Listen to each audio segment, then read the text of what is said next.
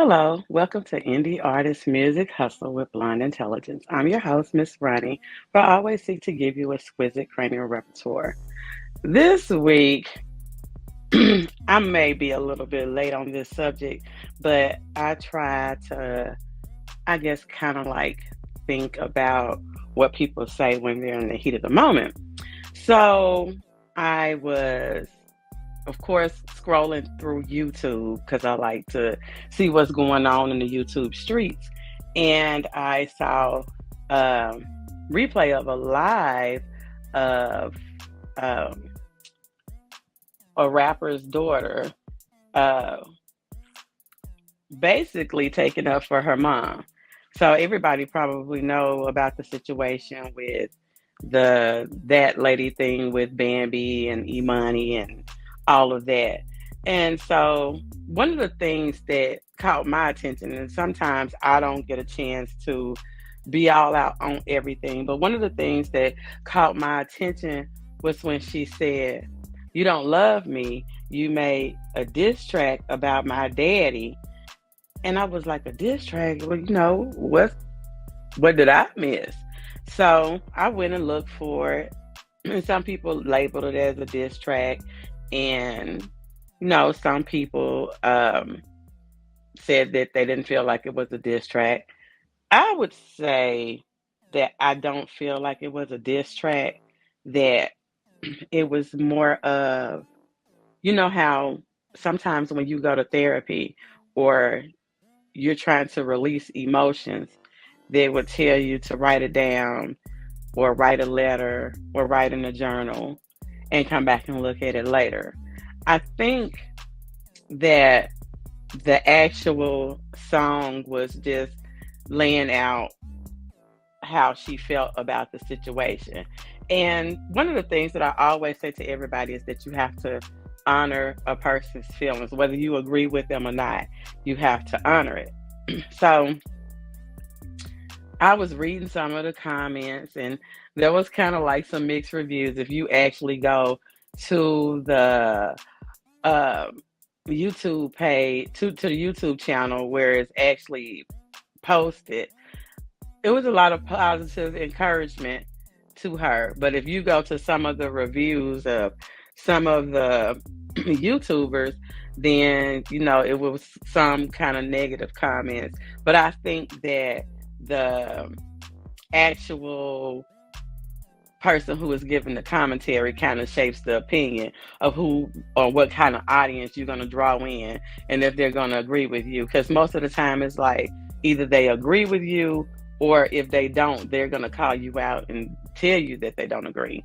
But I was looking, and I saw that Emani was an Aries fire sign, and at times, no, you don't want to make a fire sign mad. I mean, because they will tell you. I mean, because I'm a fire sign. Um, but I also saw that Bambi was a Pisces, and I'm all into signs and the esoterics and all those types of things because I like to know um, things about, I would say, taboo things, or things that other people would consider kind of weird, because I feel like that God created everything, and that's the reason why He had the tree of knowledge. And some things that you will not understand, some things you do understand, some things we're not supposed to know. But I feel like God is the creator of all. I don't know how I got off on that subject, but I'm just gonna say. So I listened to the song to get back on subject. I listened to the song, and I would not label it as a diss, as I said. I think that it was more of that there was high expectations for the relationship, being that we decided that we were going to be together, and we decided this together. Um, that we've had kids together, and it's like you're kind of like still doing the same things. And so I looked at Scrappy, because when I even look at uh Mama D and all of that. Maybe I'm weird. I just see love. I think that they're a very loving family.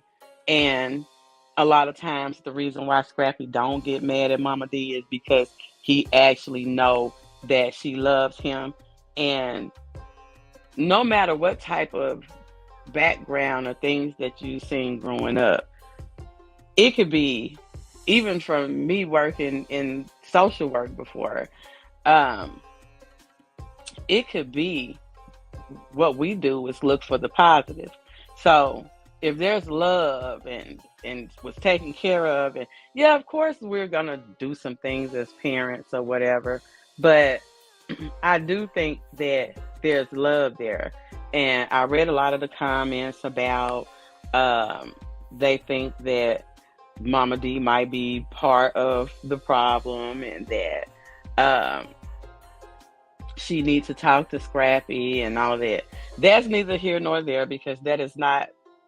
But I do know that as a no, I saw that Scrappy was a Capricorn.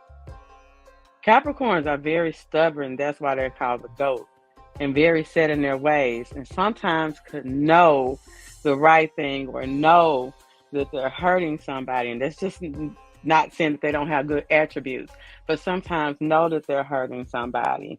And because they feel like they have to stand on it or worry about what other people are going to say and things like that, that some things may fall apart. But they can actually work on things. I was listening to the lyrics and she said something about the past came back. Who or what is the past that came back? And I think that although they are reality TV stars, and the only reason why I'm talking about this is because there was a song involved, and Lil Scrappy is actually a very and especially in the South, well established hip hop artist. And I feel like that the reason why Bambi even did the song was because she was trying to speak to him in his language because she understands the stubbornness of a Capricorn. But I'm just going to say that, um, like I said, read some of the reviews. And then after that, then even with the argument that happened on social media, um, with that, I kind of want to not, mm, but because she did bring up the song, it had to be bothersome to Emani to even say, and you did a whole diss track on my daddy. So I think that the takeaway for it, and even with looking at the song and looking at the arguments and everything, and I don't know what's going to happen on this upcoming season of Love and Hip Hop Atlanta, but I will say that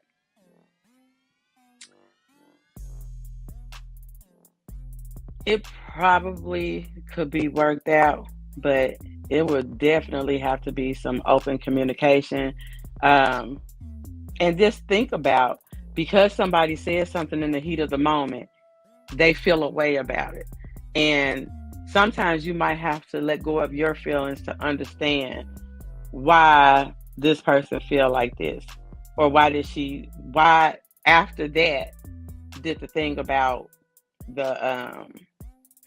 the diss track come up or the perceived diss track or whatever. But those are just my thoughts, and I feel like that I was kind of behind, and I wanted to no actually talk about some things that other than just the music that goes on in the life of an artist. I mean, because you do have reality TV is part of some independent artists, and some artists uh, is part of the way they make money. I mean, so sometimes you can talk about the things that go on. For me, if it pertains to the music, um, do I think that it's going to help careers. I don't know. But I do hope that they can at least be cordial. At least be cordial. Try to work on it. I did hear in the lyrics where she said she didn't understand something in the therapy. You have to speak up about that if you don't understand what something means. I mean, if you're not there, I mean, then of course the rest of it is not going to work. I mean, so that's all I have. And remember to like, share, and subscribe, comment. You can find us on all podcasting platforms. You can find us streaming live on social media. Although I think Facebook is going to stop, for which that's okay with me anyway. But um, streaming live on social media, and you can also find it on my website when I post it in the blog at www.blonde-intelligence.com. And if you are watching this on any other platform other than YouTube, please go to my YouTube channel and subscribe. I'm trying to get my YouTube subscribers up. My tag is Blonde Intelligence, so you don't have to look for indie artist music because we're Blonde Intelligence, because I know it's long, but it's there for a reason, in the way that I have it. But anyway, I'll see you next week. Bye. Hey girl, let me tell you about this podcast. Girl, everybody has a podcast these days. But this one interviews new and interesting indie artists. It's called Indie Artist Music Hustle with Blonde Intelligence. Really? Where can I find it? It's on all podcasting platforms, streams live on social media, and on rpentradio.com. What'd you say it was called again? It's called Indie Artist Music Hustle with Blonde Intelligence. Girl, I'm gonna have to check her out. Give it a check, girl.